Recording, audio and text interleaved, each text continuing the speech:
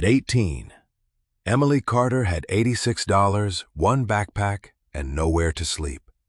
Her father had been dead for 3 months when her stepmother placed the last of Emily's belongings outside, looked her in the eye, and told her she was 18 now and no longer her responsibility. Emily begged for just a few more weeks, enough time to save a little money from her part-time job, but the door closed anyway. The only one who walked away with her was Scout, the loyal dog her father had rescued years before. With rain coming down and her phone nearly dead, Emily followed an old forest road outside Pine Hollow, looking for nothing more than a dry place to survive the night. That was when Scout suddenly pulled her off the road and into the trees. Hidden behind weeds and rotting branches stood an abandoned cabin with boarded windows, a sagging roof, and a door that looked as though no one had opened it in years. Anyone else would have kept walking. Emily didn't have that luxury.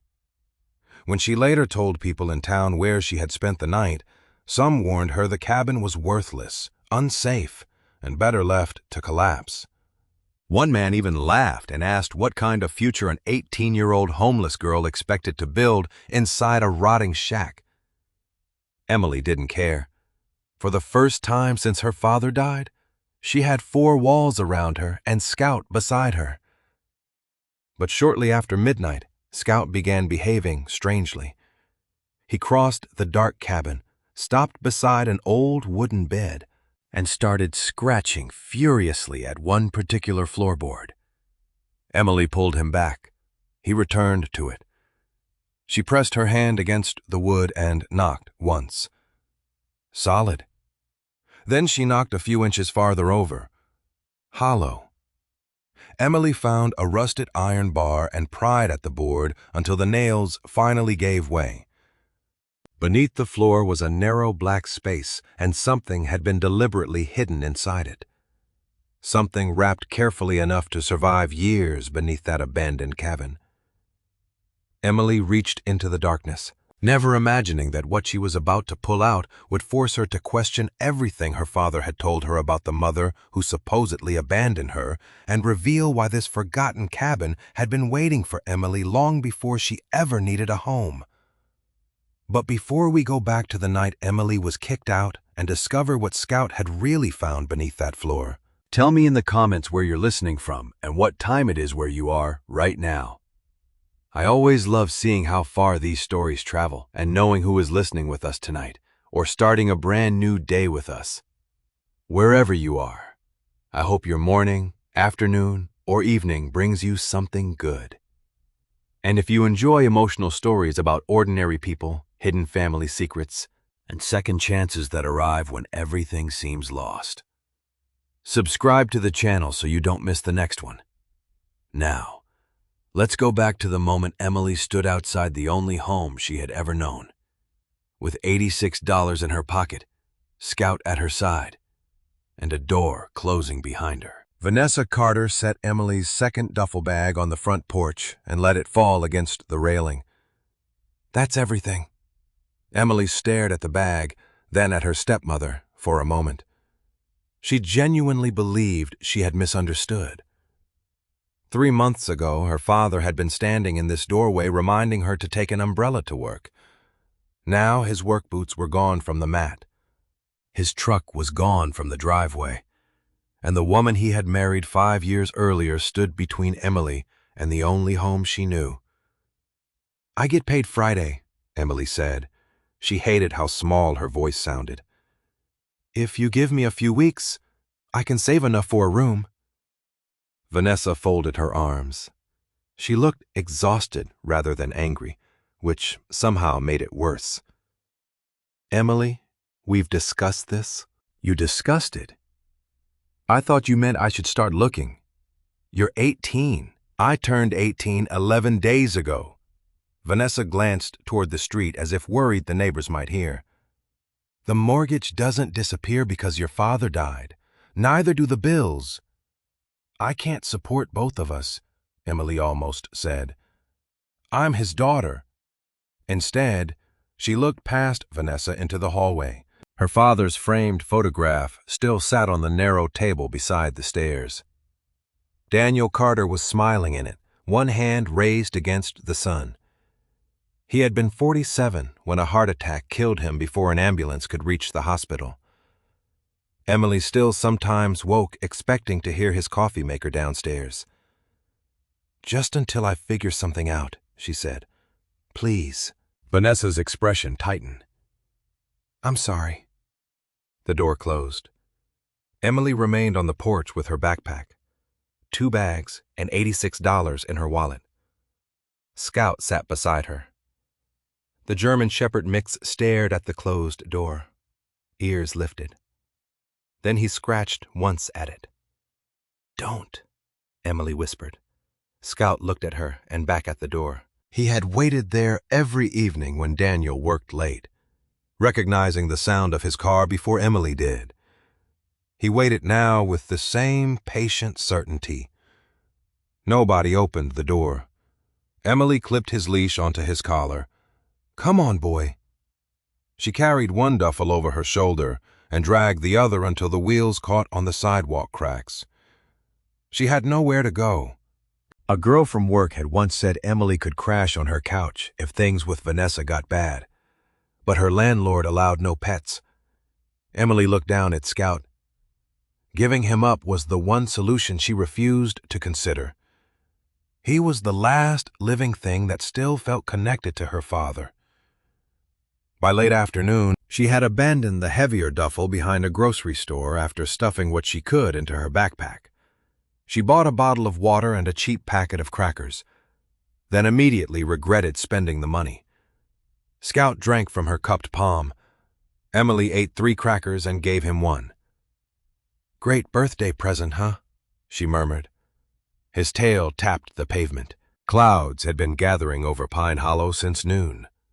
By evening, rain began striking the road in cold, scattered drops. Emily's phone showed 9% battery. She searched for somewhere covered, but the businesses near the edge of town were closing. She considered the bus station until she remembered Scout, so she kept walking. Beyond the last row of houses, the road narrowed beside the wooded hills. An old forestry track disappeared between the trees. Emily stopped. Darkness was coming quickly, and the rain was strengthening. The sensible choice was to stay near the main road. Scout suddenly pulled toward the track. No. He pulled again, nose raised. "Scout, there's nothing out there." A flash of lightning lit the clouds. Thunder followed. Emily looked back toward town, then at the trees. "At least the forest might provide some shelter." "Fine, but if we get eaten by bears, I'm blaming you." They followed the muddy track. Wet branches brushed Emily's jacket. Her shoes filled with water. After several minutes, Scout stopped so abruptly that the leash tightened around her wrist. He stared through a wall of tangled brush. Emily pushed aside a branch. Something angular stood beyond it. A roof. She moved closer. Hidden among the trees was a cabin. It was small and badly neglected, with weather-gray boards, 2 windows covered by warped shutters, and a porch leaning toward the earth. Moss covered part of the roof, and weeds reached almost to the steps. It looked abandoned. It also looked dry. "Okay," Emily whispered. "You win."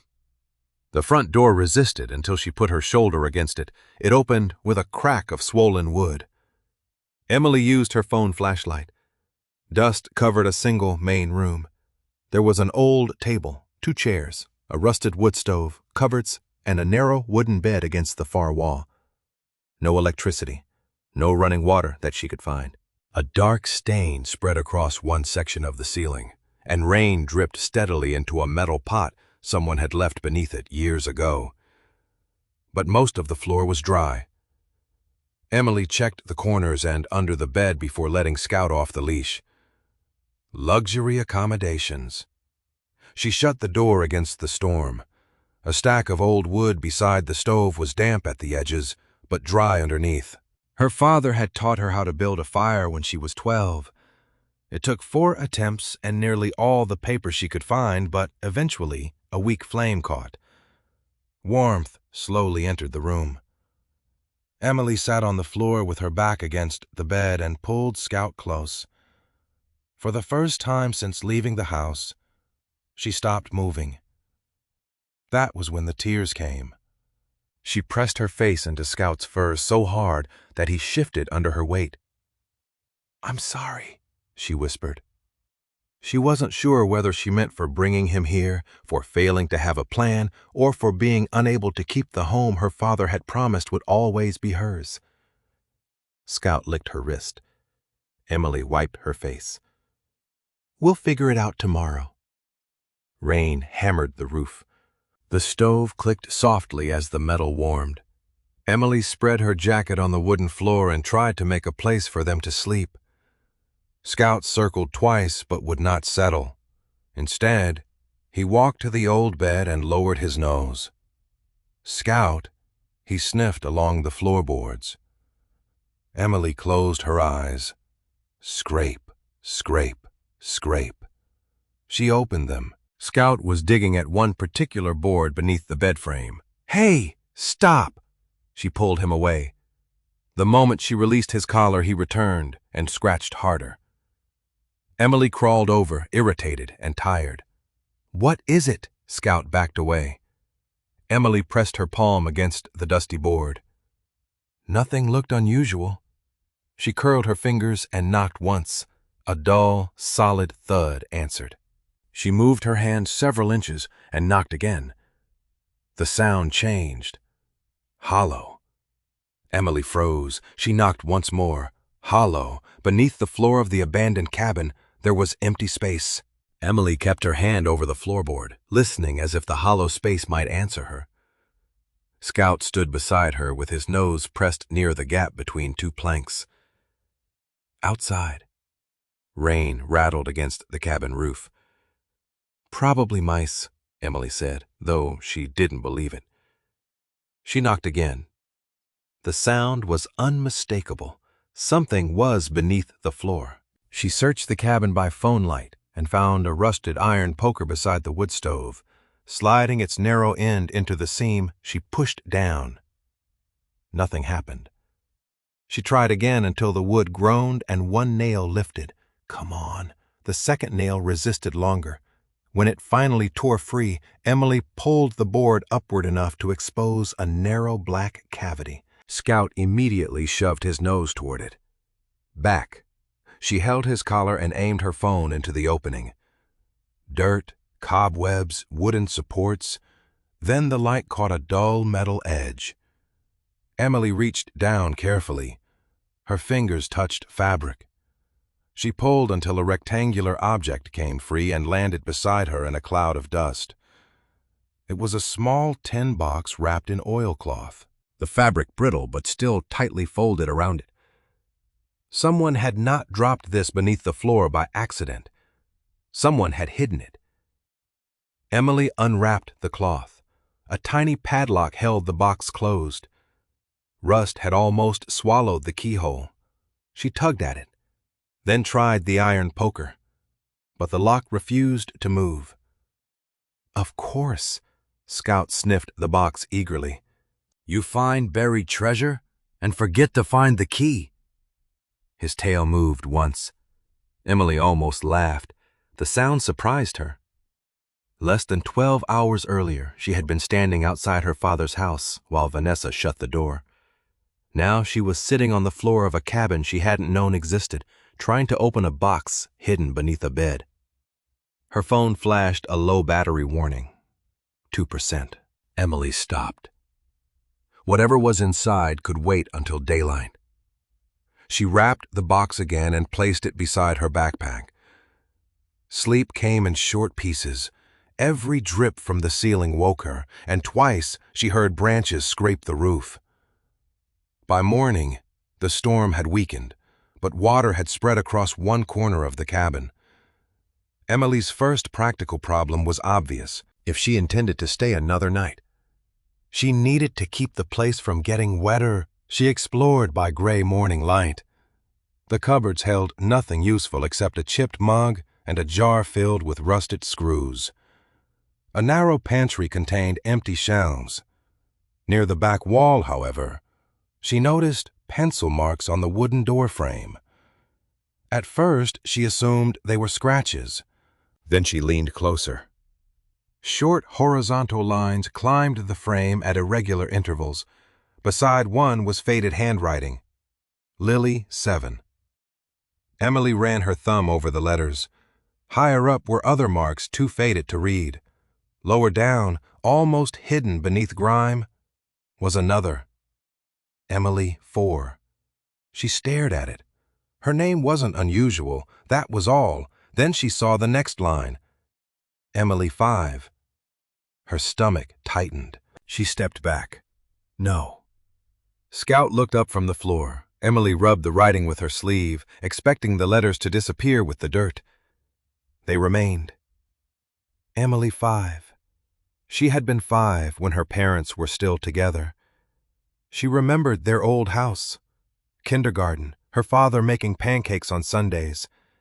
She remembered almost nothing clearly about her mother from that year, and absolutely nothing about this cabin. Yet someone had measured a child named Emily here twice. A sudden crack overhead made her jump. Part of the water-stained ceiling sagged, and a strip of rotten material dropped beside the table. Scout barked. Okay, mystery later, roof now. Behind the cabin, Emily found a small shed with one door hanging crookedly. Inside were a broken shovel, empty cans, a coil of rope, and a folded blue tarp. The tarp had 2 holes, but was usable. She dragged it outside and spent nearly an hour fighting wet branches and slippery ground, finally securing it over the worst section of roof with rope and stones. It was ugly, but the dripping inside slowed.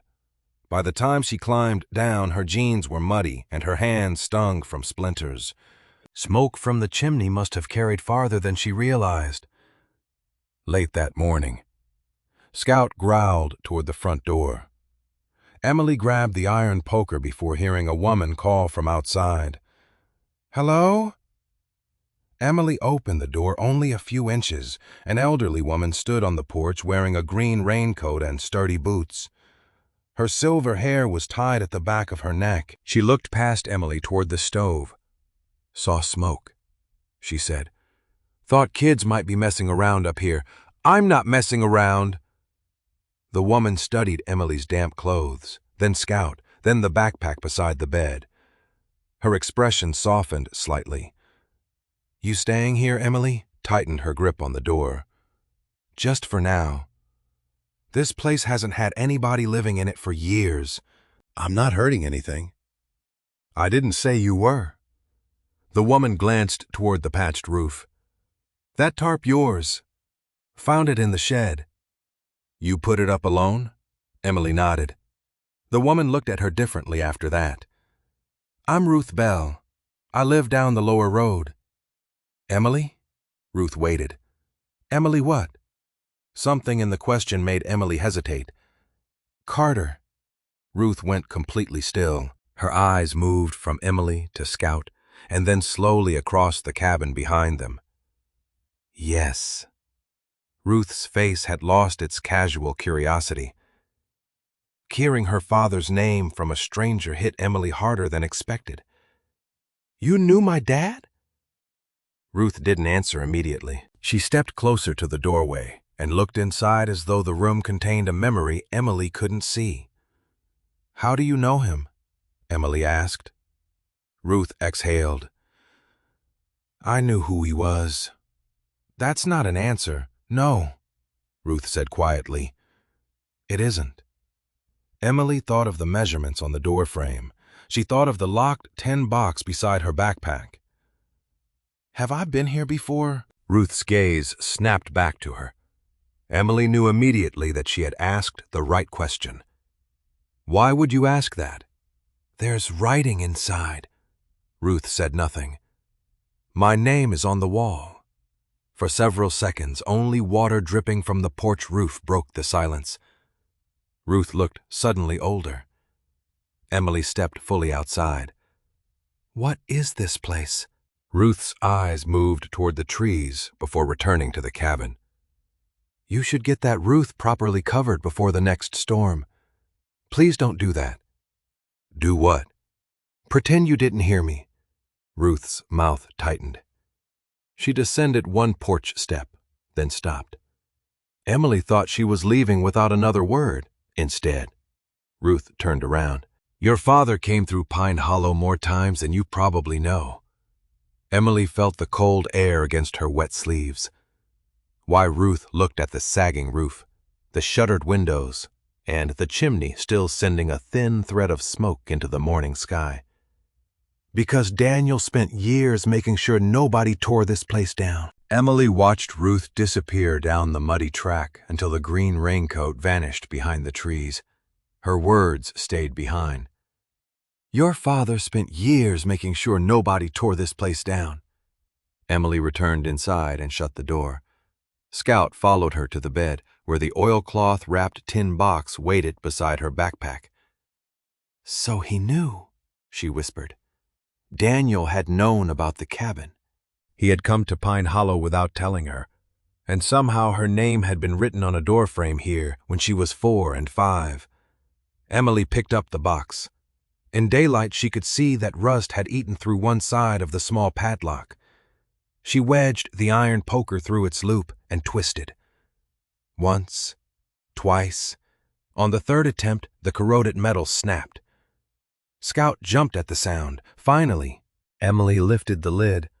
A musty smell escaped from inside. On top lay a small brass key attached to a faded red string. Beneath it were folded papers, several photographs, and a cream-colored envelope with 2 words written across the front in blue ink. "For Emily." Her breath caught. She opened it carefully. Empty. Emily turned the envelope upside down. Nothing fell out. She checked inside again, running a finger along the seam.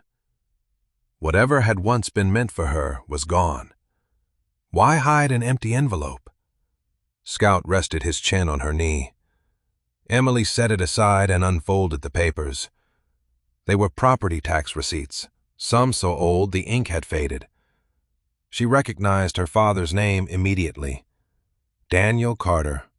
Year after year, payments had been made on a property Emily had never heard him mention. The address referred to land outside Pine Hollow. This land. She counted the receipts twice. Her father had been paying to keep this cabin connected to someone, even while its roof rotted and weeds swallowed the porch. A photograph slipped from between the papers. Emily picked it up. It was a Polaroid, faded around the edges. The cabin looked different in its own. The porch stood straight, flowers grew beside the steps, and the shutters were painted dark green. 3 people stood in front. One was Daniel, much younger. One was a little girl wearing yellow rain boots. Emily stared at the child's face. Her own childhood face. She remembered those boots. She had insisted on wearing them even on sunny days. "That's me." Scout sniffed the photograph.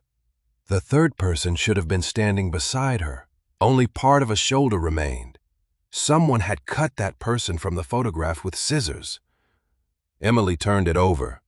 Pine Hollow, October 2013. The last good weekend.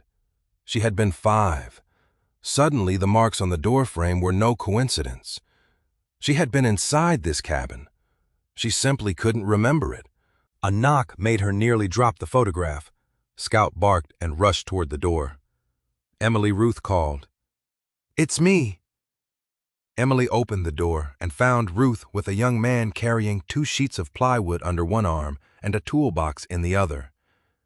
He was tall, maybe 21, with muddy work boots and a gray sweatshirt. "This is my grandson, Noah," Ruth said. "He works at the garage in town." "I told him your roof was trying to become your floor." Noah glanced upward. She wasn't exaggerating. Emily kept one hand on the door. "I don't have money to pay you." "Good," Noah said, "because Grandma volunteered me." Ruth gave him a look. "You volunteered after I asked?" That's a generous interpretation. Despite herself, Emily almost smiled. Noah set down the plywood. "I'm not rebuilding it, just keeping the next rain out." Emily hesitated before stepping aside. Trust had become expensive lately. Still, the ceiling had already begun sagging, and another storm could make the cabin unusable. Okay. While Noah inspected the damaged section, Emily returned to the table. Ruth noticed the open tin box immediately. "You found that here, under the floor?" Ruth's face revealed nothing. Emily held up the photograph. "That's me, isn't it?" Ruth took it but did not answer. "I was here." "Looks that way." "You already knew." Ruth handed it back. "I suspected." Emily's frustration sharpened. "Who was cut out?" Before Ruth could respond, Noah came inside for screws. His eyes landed on the receipts spread across the table. "Those tax records." "Probably." He picked up one only after Emily nodded. "Daniel Carter paid these." "My father." Noah compared several dates. "For a place like this, somebody had a reason to keep the taxes current." Emily looked at Ruth. "That's what I'm trying to find out." Ruth moved toward the stove. "Some answers aren't mine to give. Everyone keeps deciding what I'm allowed to know." The words came out harder than Emily intended. Ruth stopped. Emily thought of Vanessa closing the door, her father hiding trips to Pine Hollow, the missing person in the photograph. "I'm 18. My dad is dead. If there's something about me in this cabin, I deserve to know." Ruth's shoulders lowered slightly. "You do." Noah quietly returned outside, leaving them alone. Emily searched through the remaining receipts. Several listed Daniel as payer, but an older document beneath them carried another name. She unfolded it. The first name made the room seem to narrow around her. Sarah Carter. Emily read it again. Sarah, her mother's name, the woman who had disappeared from her life when Emily was 6. The woman Daniel said had chosen a different life and never come back. Emily looked up. Ruth was watching her. My mother, Ruth, sat slowly in one of the old chairs. "Yes." "Why is her name on this silence?" Emily pushed the paper across the table. "Did she own this place?" "She lived here." The answer struck harder than Emily expected. For a while, was I with her?" Ruth glanced toward the photograph in Emily's hand. Emily felt anger rising beneath her confusion. "My father told me she left. He told me she didn't want this life anymore." Ruth's expression tightened with something that looked like sadness. "Your father loved you." "That isn't what I asked." Outside, Noah's hammer struck the roof. Once, twice. Emily placed the photograph on the table between them. Her younger self smiling beside the empty shape where someone had been cut away. "Did my mother abandon me?" Ruth looked at the picture for a long moment. When she finally spoke, her voice was quiet. "Sarah left your father." Emily waited. Ruth met her eyes. "That's not the same thing as leaving you." Emily did not sleep much after Ruth left. The words kept circling through her mind. "Sarah left your father. That's not the same thing as leaving you." For 12 years. Emily had carried one version of the past because it was the only one anyone had given her. Her mother had left. Her father had stayed. That had been the whole story. Now the cabin seemed determined to tell her something else. By morning, the rain had cleared, leaving the woods wet and silver beneath a pale sky. Noah's temporary roof patch had held through the night.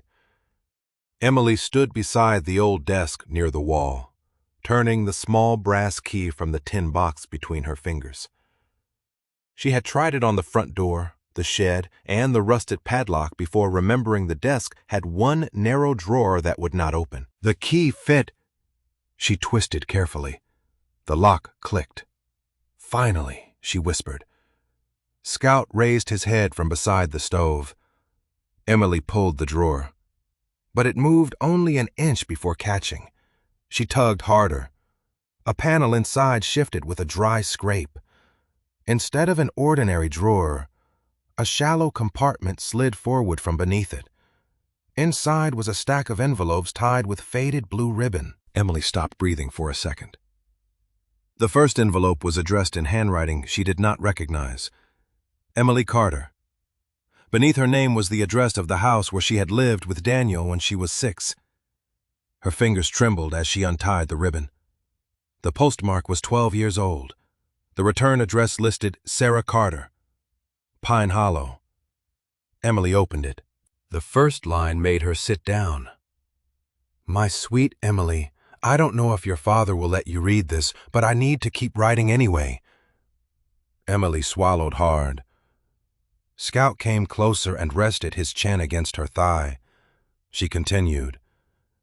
Sarah wrote that she missed the way Emily sang badly in the bathtub, that she still had Emily's yellow rain boots by the door, and that she was trying to get well enough to come home without bringing all my broken pieces with me. Emily stopped there. She read the sentence again. Get well. Her father had never mentioned illness, never mentioned recovery, never mentioned letters. Sarah wrote about appointments, about learning to sleep through the night, and about a coming court hearing she hoped would allow more time with Emily. She did not accuse Daniel of cruelty. She sounded tired, scared, and desperate to be understood. At the bottom she had written, I love you more than the distance between us. Emily folded the letter too quickly and pressed it against her knees. She wanted to be angry because anger was simpler. Instead, grief came first. Not grief for the mother she remembered, because most of those memories were blurred beyond recognition, but grief for the possibility that a different childhood had existed close enough to touch and had still been kept from her. She opened another envelope, then another. Some had stamps and postal markings. Several had been returned to sender. Others were unsealed, as if Sarah had written them but never mailed them. Every few letters, Emily found a small detail that connected to something she knew: her first lost tooth, a school picture, the name of a stuffed rabbit she had once carried everywhere. Sarah had known these things. Somehow, that mattered. A loud knock came from the door. Emily shoved the letters together instinctively. Noah stood outside holding 2 plastic water jugs. Grandma said you probably don't have running water. Emily looked at the containers. I don't. Figured. He set them inside. Creek water's fine for washing if you boil it, but I wouldn't trust it for drinking. Thank you. He noticed the letters but did not ask. Emily appreciated that. You working today? He asked. At the diner. Noon to 6. Then you need a way down the road. Emily looked toward her muddy shoes. I walked yesterday. You'll lose an hour each way. He leaned against the doorframe. I can drop you near town. I'm heading to the garage. She almost refused automatically. Depending on people felt dangerous now. But practical problems did not care about pride. Okay, before leaving. Emily filled Scout's bowl, checked the tarp, and hid the letters back in the desk compartment. At the diner, she made mistakes she normally wouldn't. She brought coffee to the wrong table, forgot an order of toast, and stood staring at the register until her manager asked if she was sick. Emily blamed lack of sleep. What she could not explain was that every few minutes she heard Sarah's words in her head. I need to keep writing anyway. By the end of her shift, Emily had $23 in tips and a new problem waiting for her. The cabin's water situation was worse than she had realized. The old hand pump beside the shed produced only brown water after several hard pulls. She carried water from the creek for cleaning, but had to ration what Noah brought for drinking and Scout. Staying at the cabin was possible. Living there was another matter. Noah returned near sunset with Ruth, and together they spread several papers across the old table. "County records," Noah said. "I asked someone I know where property documents are kept." Emily looked at him. "You checked. You wanted to know why your dad paid taxes here." He tapped a photocopy. "This property used to be under the Bell Creek timber parcel before it was split up. Later it went to a private owner." Emily leaned closer, who Noah slid the page toward her. The surname matched Sarah's family records, though Emily did not recognize the first name. Ruth explained quietly, "Your mother's father." Emily looked around the cabin again. That made the place more than somewhere Sarah had rented. It had belonged to her family. "So she came back here after she left Dad?" Ruth nodded. "Yes." Emily felt the pressure building again. "And she wrote me from here." Ruth looked at the stack of envelopes Emily had now placed on the table. "You found them." "Some were returned. Some never sent." Sarah wrote often. "How often did you see her?" "Enough to know she was trying." "Trying to what?" Ruth hesitated. Emily's patience thinned. "You told me she didn't leave me. Then tell me what she was doing." Ruth sat opposite her. "She was trying to get healthy, trying to get stable, trying to convince your father that she could be part of your life without everything falling apart again." Emily stared at the letters. What was wrong with her? That's her story to tell. As much as she left of it, Emily wanted to push harder, but Ruth's expression told her the answer would not come tonight. She untied the ribbon again instead. Near the bottom of the stack was an envelope that had never been sealed. Inside, Sarah wrote about the court hearing again. She said Daniel believed Emily needed consistency, and Sarah understood why he was afraid. Then the tone shifted. "If I can't convince him now, I'll keep trying. If I have to wait until you're older, I'll wait." Emily's throat tightened. That did not sound like abandonment. It sounded like someone being kept at a distance. Another letter mentioned sending birthday cards that never received replies. Another described standing outside a school concert without going inside because Daniel had asked her not to make a scene. Emily put that one down. Did Dad know she was writing Ruth did not answer quickly enough? Emily looked up. "Ruth, I don't know what he read and what he didn't. But he knew she was here, yes. He knew she wanted to see me." Ruth's eyes lowered. "Yes." The answer hurt more than Emily expected. Daniel had been the parent she trusted without question. If Sarah had vanished, that was tragic. If Daniel had helped create the silence between them, that was different. Emily gathered the letters and carried them toward the stove. Scout followed. One envelope slipped free and landed face down. Emily bent to pick it up. A single sheet had slid halfway out. The handwriting was messier than the others, as if Sarah had written quickly. Emily read the first few lines standing there. She described feeling time running out, not knowing when Daniel would change his mind, and being afraid Emily would grow up believing the wrong story. Then Emily reached the final sentence. Her fingers went cold around the paper. "If Daniel won't tell you, someday the cabin will." Scout heard the scratching before Emily did. She was sitting at the old table the next morning, rereading Sarah's final sentence. "If Daniel won't tell you, someday the cabin will," when Scout suddenly lifted his head.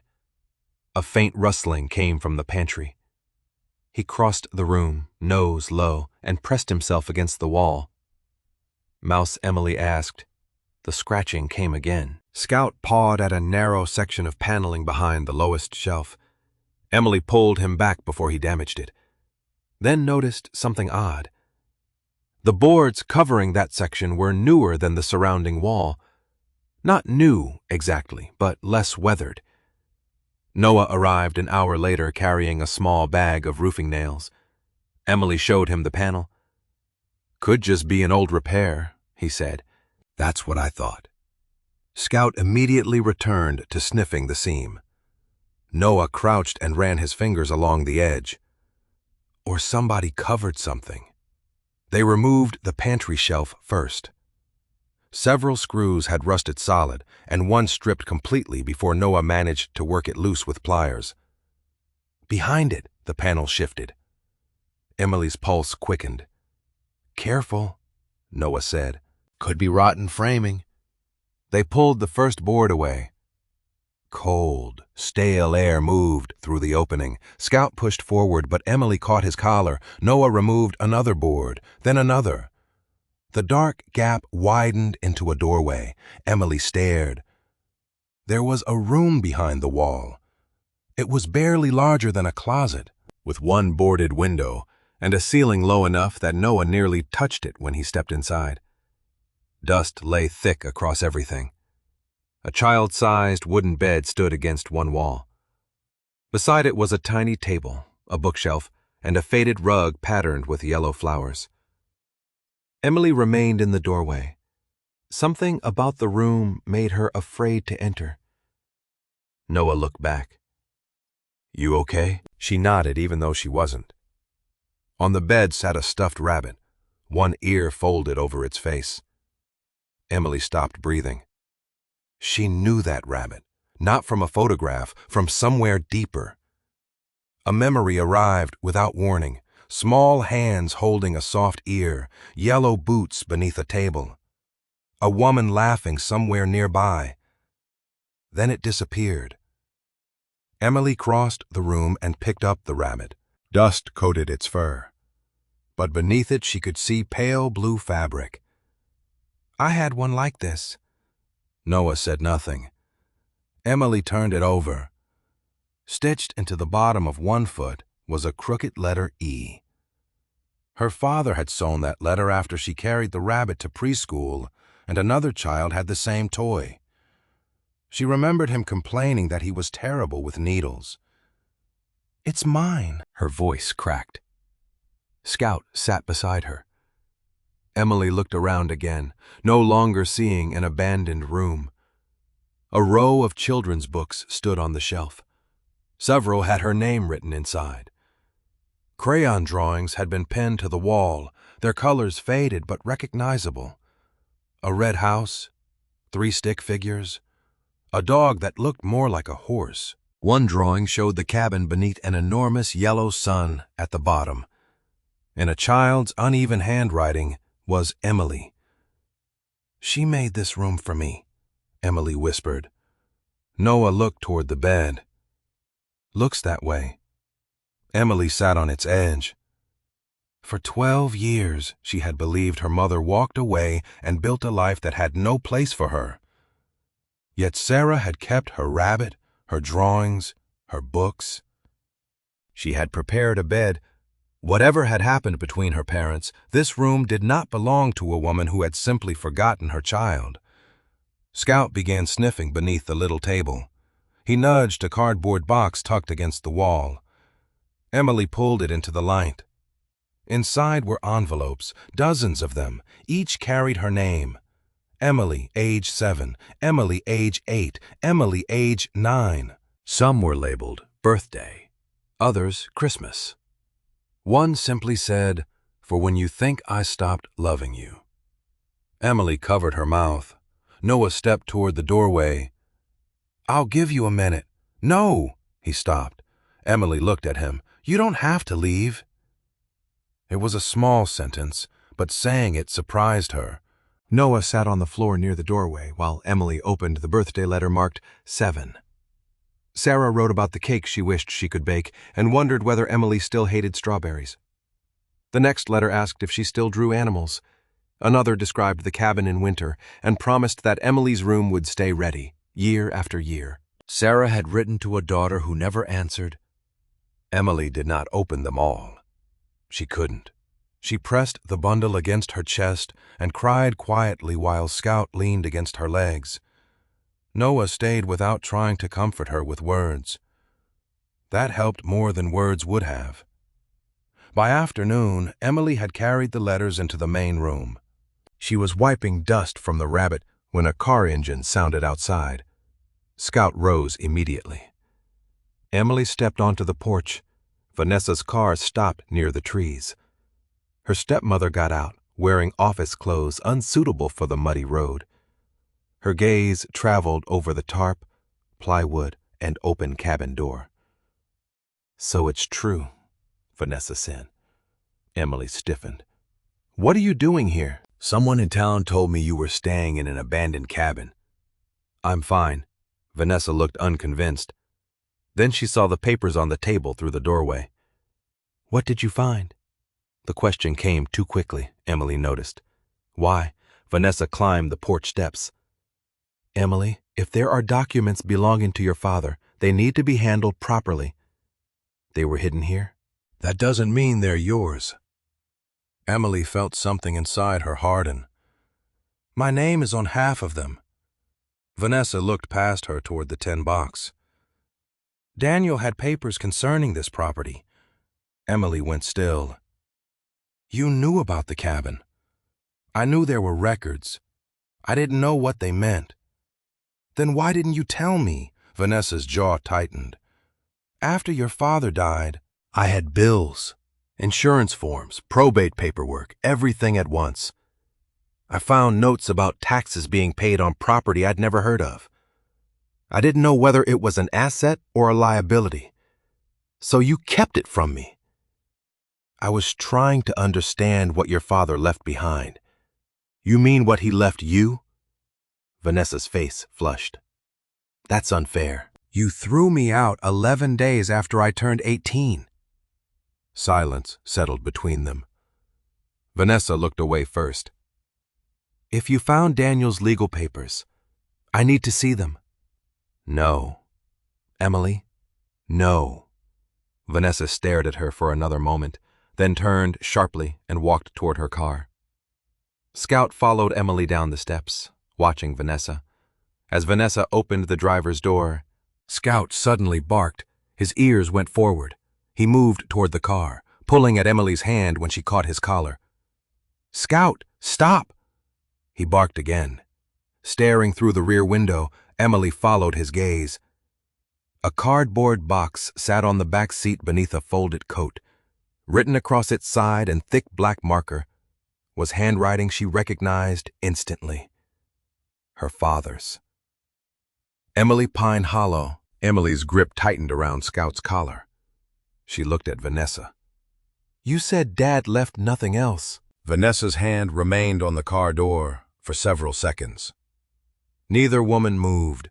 Scout stood rigid beside Emily, staring through the rear window at the cardboard box marked in Daniel's handwriting, "Emily Pine Hollow." "Give it to me," Emily said. Vanessa's expression tightened. "You don't know what's in it. Neither do you, apparently, but my name is on it. Your father's estate is still being sorted out. That doesn't make everything he owned yours." Vanessa glanced toward the cabin. "And finding some old letters doesn't make you an expert on probate." Emily stepped closer. "Then why did you bring the box here?" Vanessa hesitated, and Emily saw the answer before she heard it. "Because I wanted to compare the papers," Vanessa said. "I needed to know whether this property was connected to the estate. You told me Dad left nothing. I said I didn't know what these records meant. That box doesn't say Vanessa. It says Emily." Vanessa opened the driver's door. "I'm not handing over documents until I know what they are. They're mine. That's something a lawyer can decide." She got into the car. Emily's first instinct was to grab the door, but she stopped herself. She had no idea what she was legally entitled to, and Vanessa knew it. That helplessness felt too familiar. "You can't keep deciding what I'm allowed to know," Emily said. Vanessa looked at her through the open window, but whatever answer she had stayed unspoken. The car backed down the muddy track. Emily stood watching until it disappeared. Noah had come outside during the argument. "You okay?" he asked. "No." She hated how quickly the answer came. "I don't even know what I'm supposed to do." "Call the police." "Tell them my stepmother has a cardboard box?" "Probably not." "Exactly." Emily returned to the cabin and sat at the table. Sarah's letters lay beside Daniel's tax receipts. She had evidence of years of secrets, but no idea what any of it meant legally. She was 18, had $86 minus what she had already spent, worked part-time at a diner, and was living in a cabin without running water. Vanessa had a house, paperwork, and experience dealing with Daniel's estate. For the first time since finding the box under the floor, Emily understood that discovering the truth and being able to prove anything were different problems. Ruth arrived later that afternoon. When Emily told her what happened, Ruth did not offer false reassurance. "You need someone who understands probate and property law." Emily gave a tired laugh. "With what money? There's legal aid in the county." "For this? For people who can't afford attorneys, which, unless that cabin has started printing money, includes you." Emily looked toward the warped walls. "Definitely includes me." Ruth helped her make the call from a spot near the porch where Emily's phone could catch a signal. After explaining Daniel's death, Vanessa's box, the tax records, and Sarah's connection to the cabin, Emily was told what documents to bring for an intake appointment. It was not a dramatic solution. Nobody promised her the box by sunset, but for the first time, she had a practical next step. Over the following days, Emily worked her diner shifts, carried drinking water back to the cabin, and gathered every paper she had found. Noah drove her to the county offices on his morning off. The records room smelled of paper and dust, and the clerk made them wait while older property files were retrieved. Eventually, a chain of documents emerged. The cabin had once been part of a larger timber parcel, then transferred into Sarah's family. Daniel Carter had never been listed as owner, yet payment records confirmed he had kept the property taxes current for years. So Dad paid for a cabin he didn't own, Emily said outside the courthouse. Noah folded the photocopies into an envelope. "Looks like it. Why, that's probably in the box Vanessa has." Emily looked at him. "You're terrible at comforting people." "I fix engines. Engines usually appreciate accurate bad news." She smiled despite herself. When they returned to Pine Hollow, Ruth was waiting with an older man beside the cabin. He was broad-shouldered despite his age, with white hair and hands marked by old scars. "Emily," Ruth said, "this is Harold Mercer. He used to be a foreman at the Pine Hollow Mill." Harold looked at Emily for several seconds. "You have Sarah's eyes." Emily had heard people say she looked like Daniel all her life. No one had ever said that. "You knew her." "I did." Harold stepped onto the porch, slowly. "Ruth said you found her letters." Emily nodded. "I'm trying to understand why she lived here." Harold looked toward the trees. "After the mill started cutting jobs, people around here got hurt. Families lost houses, marriages broke. Some folks had nowhere to sleep." He touched the porch railing. "Your mother never had much money, but she had this place." Emily listened. "She let people stay here sometimes, a night, sometimes a week. She kept canned food in that pantry, coats in the back room. Never called it charity because she knew proud people wouldn't come if she did." Emily looked through the doorway toward the hidden room that had once been prepared for her. "Why didn't anyone tell me?" Harold's face softened. "We didn't know where you were." That answer silenced her. Harold told her about a family whose electricity had been shut off in January, and a mill worker who slept in the cabin after losing his apartment. Nothing sounded grand. Sarah had simply seen people in trouble and given them somewhere to land. Emily thought of herself arriving in the rain with Scout, believing she had stumbled upon an empty building. The cabin had been doing the same thing long before she came back. Harold reached into his jacket. Sarah gave me something years ago.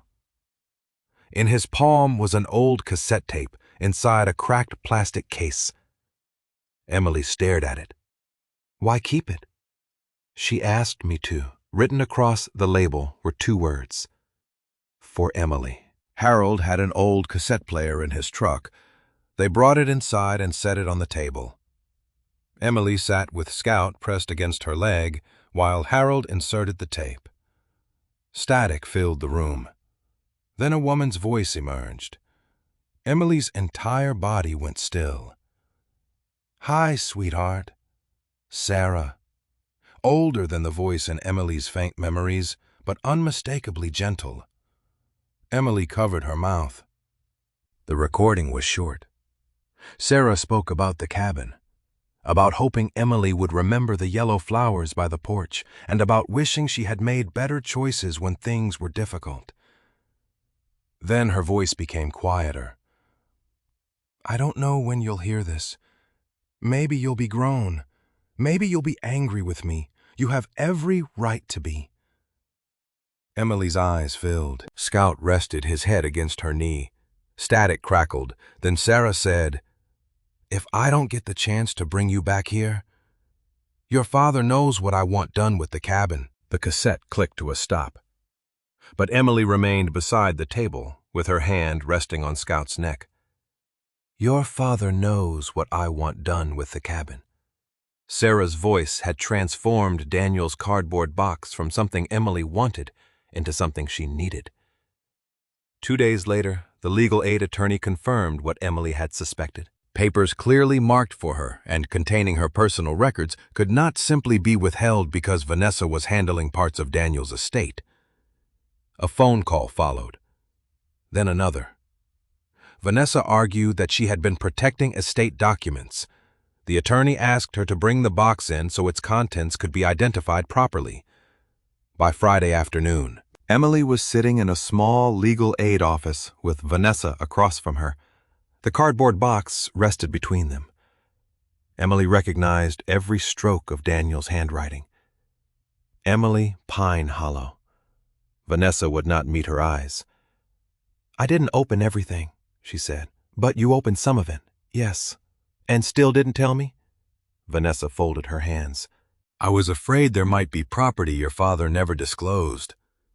I didn't know whether that meant debt, taxes, claims against the estate. So you hid it. I waited. There's a difference only if you eventually plan to tell me. Vanessa had no answer. When the box was finally released to Emily, it felt surprisingly light. She carried it back to the cabin on her lap while Noah drove. She did not open it in the truck. She wanted Scout beside her. She wanted the cabin around her. More than anything, she wanted enough privacy to fall apart if she had to. Ruth was waiting when they arrived, but Emily asked for a little time alone. Ruth nodded without protest. Noah left drinking water near the porch and followed his grandmother down the track. Emily set the box on the table. Scout sat beside her. Okay, Dad, she whispered. No more secrets. Inside were folders, envelopes, old receipts, copies of property records, and photographs. Daniel had organized everything carefully. One folder contained Sarah's correspondence. Emily opened it and immediately recognized the same handwriting as the letters in the desk. Some envelopes were sealed, others were not. Several had been opened neatly along the top. Daniel had read them. Emily sat back. She picked up another, opened, another, opened. The dates stretched across years. Her father had not merely known Sarah was writing, he had held the letters in his hands. Emily's anger arrived so suddenly she pushed away from the table. While Scout stood, Emily paced toward the stove and back. Why would you do that? Daniel's framed face was not there to answer, only his handwriting covered the folders. Near the bottom lay a thick envelope addressed to Emily. Unlike Sarah's graceful script, Daniel's letters leaned sharply to the right. Emily opened it. Several handwritten pages were inside, unfinished. Em, if you are reading this, then I waited too long again. Emily's throat tightened. She kept reading. Daniel wrote that after Sarah left their marriage, she had been struggling badly. There were days when she could not promise what the next week would look like. He had been frightened not only for Sarah, but of losing Emily. When Sarah began asking for more contact and discussing custody arrangements, Daniel convinced himself that stability mattered more than anything else. He told himself Emily was too young to understand. He told himself the letters would confuse her. Then he began keeping them. At first he wrote, "I believed I was protecting you." Later, I knew part of what I was protecting was myself. Emily lowered the page. The cabin blurred through tears. She remembered Daniel teaching her to ride a bicycle, running behind her until she realized he had let go. She remembered him sitting beside her during a fever, bringing soup she refused to eat. She remembered believing there was one person in the world who had never lied to her about anything important. "You knew," she whispered. Scout pressed against her leg. She continued. Daniel admitted Sarah's health improved enough that she wanted a relationship with Emily again. He remained afraid she might eventually take Emily away from him. Arguments became silence. Silence became years. By the time he understood how much damage he had done, telling Emily the truth meant admitting that the story she had grown up believing was incomplete because he had made it incomplete. "I kept thinking I would tell you when you were older. Then you got older, and I became more ashamed." Emily crumpled the edge of the page in her fist. "That isn't an excuse." Her voice broke. Scout looked up at her. "He doesn't get to make it one." She sat on the floor and cried with her back against the bed. Grief for Daniel had been simple before Pine Hollow, painful but simple. She missed him. She loved him. She wished he were alive. Now she wanted him alive so she could yell at him, so she could demand to know why his fear had been more important than her right to know her mother. Scout walked to her backpack and nosed the sleeve of Daniel's old jacket protruding from it. Emily had taken the jacket when Vanessa packed her things. Scout pulled it partly free, sniffed it, then rested his head across the fabric. Emily stared at him. "You still miss him." Scout closed his eyes. Emily touched the jacket but did not put it on. Loving Daniel did not make what he had done right. Being angry did not erase every good thing he had been. She was not ready to fit those truths together. She returned to the box. Beneath Daniel's letter were documents concerning the cabin. A property transfer had been prepared years earlier, naming Emily. But the copy in Daniel's file was incomplete. Emily compared the pages twice. A referenced notarized page was missing. Without it, what she had was evidence of intent, not the complete original transfer. Her stomach sank. Of course. She searched every folder, then emptied the entire box onto the table. Nothing. At the bottom was the final page of Daniel's unfinished letter.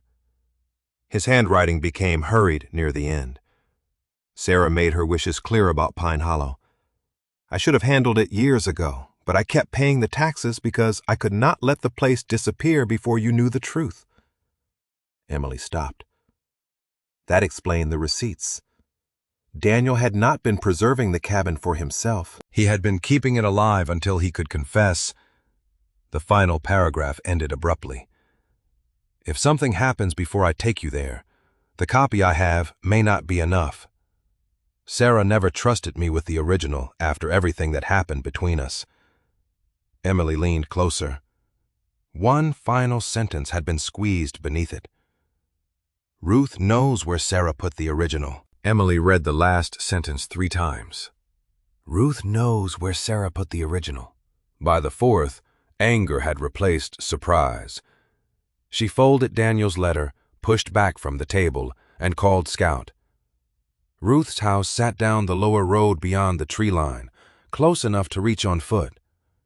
Emily barely noticed the mud under her shoes.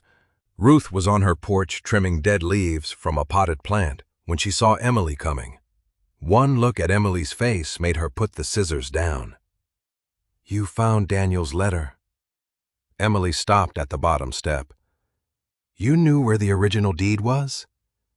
Ruth did not pretend otherwise. "Yes. All this time?" "Yes. You watched me search that cabin. You watched me find my mother's letters. You watched me go to the county office." Ruth's face tightened. "Emily, why didn't you tell me?" Scout stood close to Emily's leg, sensing the tension. Ruth lowered herself into the porch chair. "Because Sarah made me promise," Emily laughed once, without humor. "Everybody had a promise. Dad had reasons, Vanessa had reasons. Now you have a promise. This one was made to protect you." That's what Dad said. The words hit Ruth hard enough that she looked away. Emily climbed one step. "I'm done being protected by people who keep things from me." Ruth was silent for several seconds. "You're right." The answer took some of Emily's anger with it, though not enough. Ruth folded her hands in her lap. Sarah didn't trust Daniel with the original transfer after their relationship broke down. She believed that if he knew exactly where it was, he might delay giving it to you. She asked me to keep track of it until one of 2 things happened. "What things?" "Either you turned 18, or Daniel brought you back to Pine Hollow himself and told you the truth." Emily stared at her. "I turned 18 almost 2 weeks ago, and until you walked into that cabin, I had no idea where you were." Ruth's voice softened. "After Daniel moved away, I lost contact. I heard things secondhand. Then years passed. Sarah got sicker.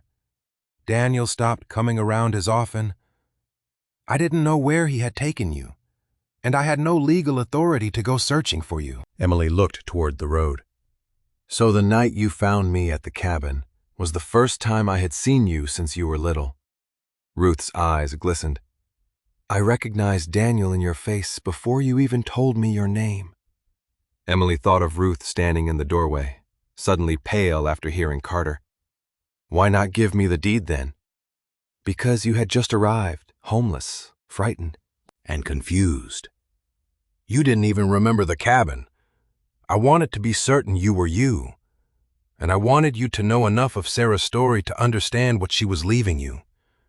Emily wanted to argue, but the anger no longer had a clean target. "Where is it?" Ruth stood. "Not here." She took her coat from a hook beside the door. "Come on." They walked to a small white church near the edge of Pine Hollow. The building looked older than most of the town, with peeling paint around the windows and a narrow fellowship hall attached at the back. Ruth unlocked a side entrance with a key from her ring. "Sarah volunteered here," she said. "Food drives, winter clothing, whatever people needed." Inside, the air smelled faintly of wood polish and old paper. Ruth led Emily past a meeting room into a tiny office lined with metal filing cabinets. From the bottom drawer of one cabinet, she removed a thick ledger. Beneath it was a sealed brown envelope marked with Sarah's initials. Emily's hands went cold. Ruth placed it on the desk. "This is what she asked me to protect." Emily opened it carefully. The first document was a deed transfer identifying the cabin property and naming Emily Carter as the intended recipient. Attached was the notarized page missing from Daniel's copy. Emily checked the signatures, then looked at Ruth. "This is complete, as far as Sarah and the attorney who prepared it were concerned." "Yes." The envelope also contained a signed statement explaining that Sarah wanted the cabin preserved for Emily, along with a final letter addressed simply to "my daughter." Emily sat down before opening it. Sarah's handwriting was weaker than in the earlier letters. My sweet Emily, if you are reading this, then you are old enough to know that love does not always make people brave, wise, or fair. Sometimes people love each other and still make choices that cause damage. Your father made some. I hope one day you can see us as people, not as the versions of us you were forced to carry as a child. Emily paused and wiped her cheek. Scout settled beneath the desk. Sarah wrote about the cabin belonging first to her father and later becoming the one place she could return to when everything else in her life felt unstable. She explained that during the hardest years in Pine Hollow, people often needed a bed, a meal, or simply a door that opened. The cabin became useful because it was available. Then came the sentence Emily had not expected. If this place ever becomes yours, don't make it a monument to me. Make it useful. Emily read it again. There was no demand attached, no legal condition, only a wish. Sarah wrote that whatever Emily decided, the cabin should first be a home, a place where she never had to wonder whether she was allowed to stay. Near the end, the handwriting became shakier. I wish I could tell you all this myself. By the time Emily reached the final page, she already knew what Ruth was going to say. When did she die? Ruth's voice was very quiet. You were 11. Emily closed her eyes. For years, some part of her had imagined Sarah alive, somewhere far away, choosing every day not to come back. That hurt had been terrible, but it had preserved a possibility. Someday Sarah might appear. Someday there might be an explanation. Now even that possibility was gone. What happened? She was ill for a long time. Toward the end, it became worse quickly. Did Dad know? Yes. Emily looked down at Sarah's final letter.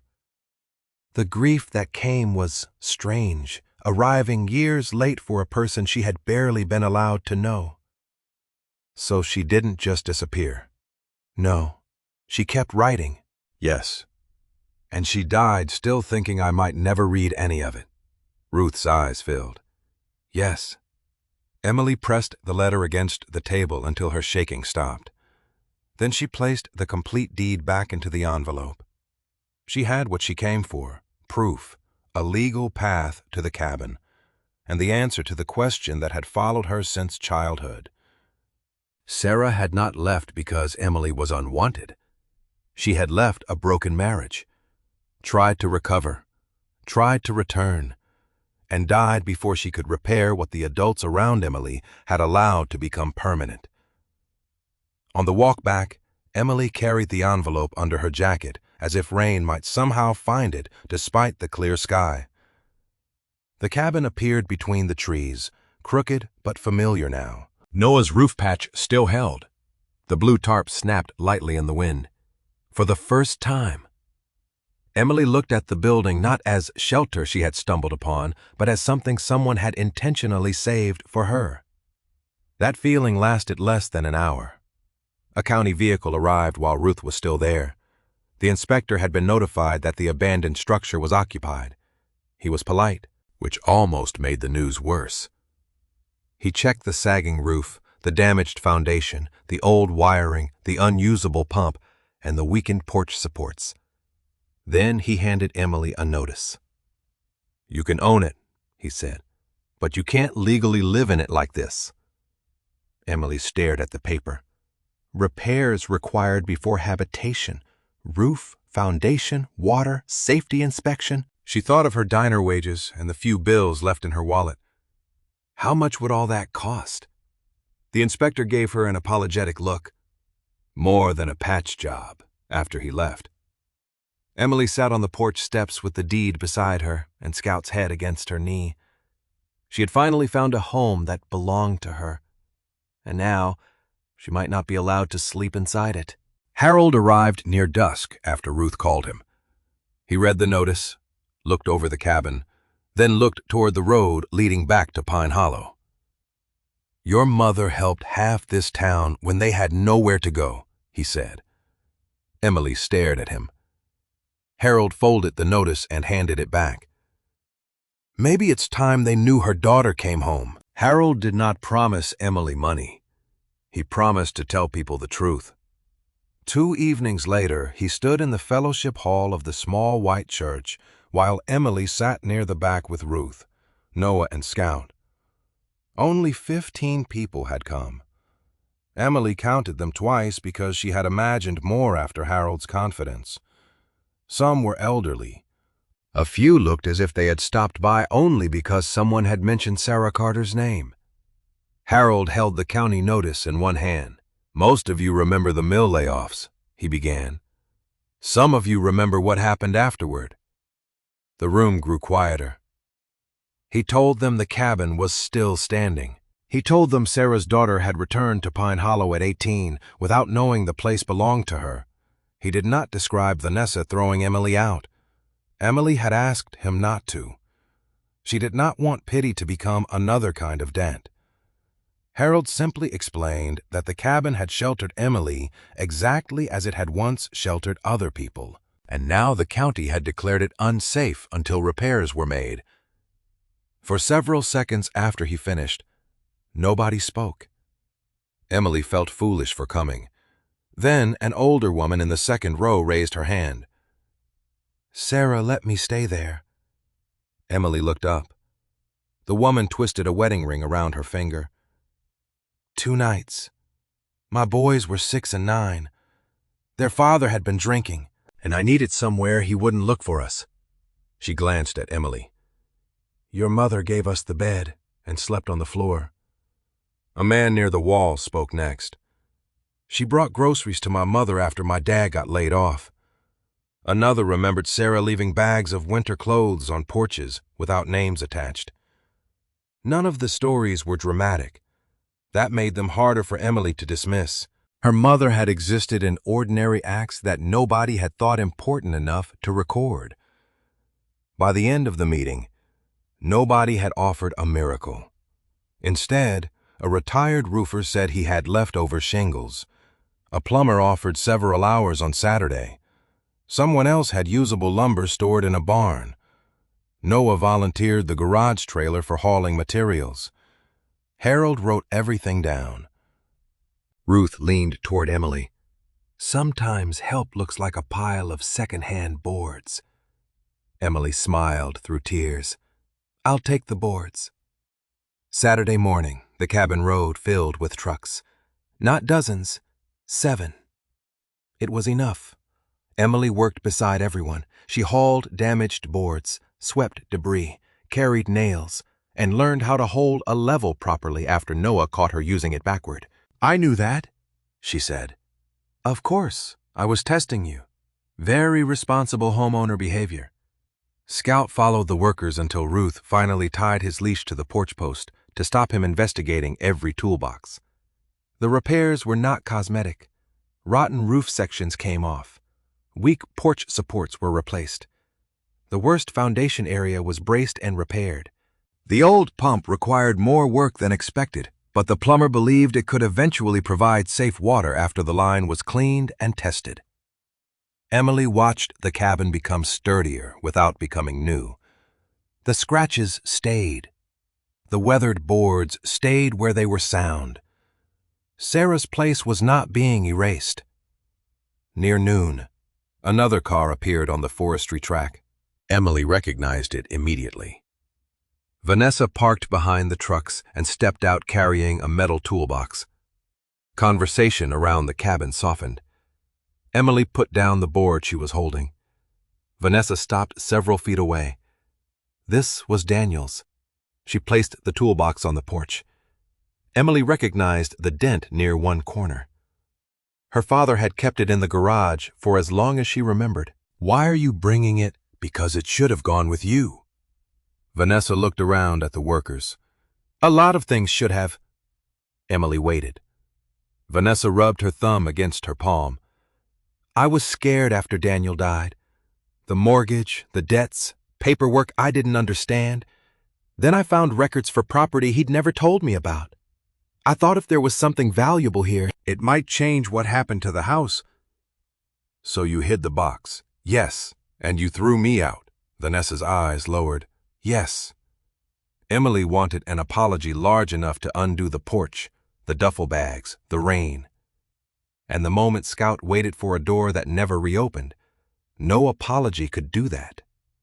I'm not ready to forgive you, she said. Vanessa nodded. I know. Emily touched the toolbox handle.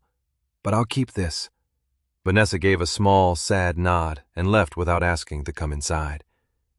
Emily watched the car disappear, then returned to work. The following week brought another important answer. With Sarah's complete documents and the notarized transfer Ruth had protected, the legal aid attorney finished reviewing the property chain. Additional county processing remained, but the ownership question itself was clear. The cabin was Emily's.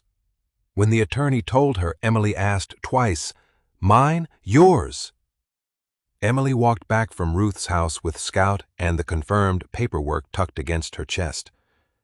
She expected to feel triumphant. Instead, she felt steady. That seemed better.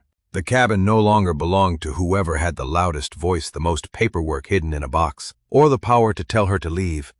It belonged to her. Work continued that afternoon in the small room behind the pantry. One wall had moisture damage, and Noah showed Emily which boards needed replacing. Scout wandered inside, sniffing along the base. Stay out of the way, Emily told him. He ignored her. As Noah loosened a damaged plank, Scout pushed his nose against the lower edge. The narrow board slipped unexpectedly and fell forward. Something was written on the exposed wooden stud behind it. Wait, Emily said. Noah stopped. The writing was faded pencil, protected for years behind the wall. Emily wiped dust away with her fingertips. She recognized Sarah's handwriting from the letters, "For Emily, so she will always have somewhere to come home to." Emily stood completely still. Noah quietly stepped out of the room. Scout remained beside her. She touched the words once. Sarah had written them before knowing whether Emily would ever sleep in that little bed again, before knowing whether the letters would reach her. Before knowing how much time she had left, Emily looked through the open doorway at the repaired roof, the tools scattered across the main room, and the people outside giving their Saturday to a cabin that had once given something to them. Sarah's final letter came back to her. Don't make it a monument to me. Make it useful. Emily had been thinking about the cabin as the home nobody could take away from her. Now that she finally had it, another thought appeared. She remembered herself arriving in the rain with one backpack, $86, and Scout. She remembered how different that night would have been if the door had not opened. Emily looked at the small bed, then at Sarah's words hidden inside the wall. The cabin had already saved her once. Maybe keeping it for herself was not the only way to call it home. By early autumn, the cabin still looked like a cabin. Emily liked that. The porch stood straight now. The roof no longer leaked. Clean water came from the repaired system, and the county had approved the necessary safety work. But nobody had polished away every scar. The weathered boards remained. So did the pencil marks on the old doorframe. Emily 4, Emily 5. She had considered repainting around them once, then changed her mind. Some marks deserved to stay. Scout slept in a patch of afternoon sunlight near the stove while Emily sat at the table with a community college textbook open beside her diner schedule. She still worked regular shifts. Money was still something she counted carefully. The cabin had not made her rich. It had given her something she had needed more. A place where nobody could put her belongings outside and decide she no longer belonged. Above the front steps hung a simple wooden sign Noah and Harold had helped her mount the previous weekend. Sarah's Place. The name had taken Emily weeks to choose. She did not want a shrine. Sarah herself had asked for the opposite. Make it useful. So Emily had begun working with Ruth and a small local organization that already helped people in temporary housing crises. The arrangement was modest. Sarah's place could offer short-term shelter to young women who suddenly had nowhere safe to sleep, while the organization helped them find something longer-term. Emily kept the little room behind the pantry for herself, with Scout's bed beside hers. The main room could accommodate a guest. It was not a shelter with rows of beds or staff around the clock. It was simply a safe door that could open when somebody needed a few nights. Exactly what the cabin had once been. One evening, Emily returned from class to find a package Ruth had brought from Vanessa. There was no long letter inside, only a photograph and a short note. Found this behind Daniel's desk. Thought you should have it. Emily turned the photograph over. It showed Daniel holding her when she was about 8, both of them laughing at something outside the frame. She sat at the table for a long time. Vanessa had not asked Emily to come home. Emily was grateful for that. There was no home there for her anymore, and pretending otherwise would not repair what happened. She placed the photograph beside Daniel's unfinished confession. Sarah's letters were stored nearby in a wooden box Noah had repaired. For months, Emily had struggled with the need to decide which parent had been good and which had been bad. Sarah had loved her, and still had been unable to remain beside her when Emily needed her. Daniel had stayed, raised her, packed school lunches, taught her to build fires and ride a bicycle. And he had also withheld letters that belonged to her because fear made him selfish. Emily opened Daniel's confession again. At first, I believed I was protecting you. Later, I knew part of what I was protecting was myself. She no longer softened those words. He had been wrong. His choices had cost Emily years she could never recover. Forgiveness, she was learning, was not the same as changing the facts. Scout wandered over and placed his head on her knee. Emily scratched behind his ears. You'd forgive him immediately, wouldn't you? Scout's tail tapped the floor. Biased, she smiled. Then she folded Daniel's letter and placed it beside Sarah's. Not above it. Not below it. Beside it. I loved you, she whispered. But you were wrong, saying both things no longer felt impossible. The following week settled into a rhythm Emily had once believed belonged only to other people. Work, classes, repairs that still appeared without warning, Noah stopping by after the garage closed to help with a stubborn window or drink coffee on the porch. Ruth bringing too much food and pretending she had accidentally cooked for 6. Harold telling stories about the mill until Emily reminded him she had homework. Nobody replaced Daniel or Sarah. Emily no longer wanted them to. These relationships were not replacements. They were new things she was allowed to have. On a cool evening near the end of October, Scout barked from the porch. Emily looked up from her textbook. A car had stopped near the forestry track. Ruth stepped out first. A young woman followed her. She looked 19 or 20 at most, maybe younger. She wore a thin jacket despite the cold and held a worn duffel bag against her chest. Emily's eyes went immediately to the bag. For one sharp second, she was 18 again on Vanessa's porch, staring at everything she owned packed beside the railing. Ruth approached slowly. Emily already understood. The young woman stayed several feet behind Ruth, as if afraid moving closer might count as asking for too much. The organization called, Ruth said. They need somewhere safe for her until Monday. I told them I'd ask. Emily looked at the young woman. Scout came down the porch steps, stopped halfway, and studied the stranger. The woman's shoulders tightened. I like dogs, she said quickly. I don't want to cause trouble. Emily felt something twist inside her. She remembered saying almost the same thing with her entire life, even when she never spoke the words aloud. Don't let me be expensive.